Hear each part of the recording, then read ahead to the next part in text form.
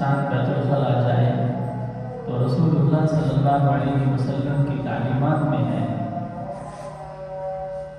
کہ آپ ایک تو انگوٹھی اتار دیتے تھے جس پر اللہ رسول محمد درج،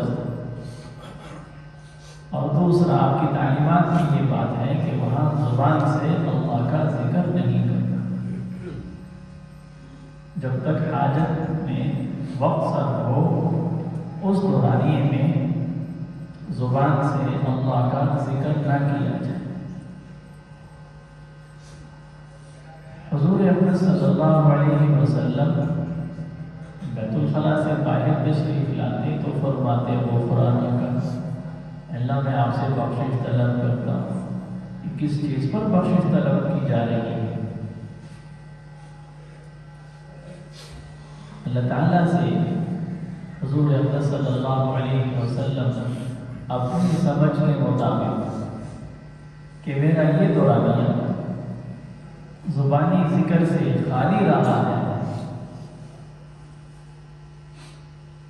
اے اللہ حاجت میری ضرورت تھی، میں اپنی ضرورت میں لگ گیا اور اپنی ضرورت میں لگنے کی وجہ سے میری زبان آپ کے ذکر سے رکی رہی،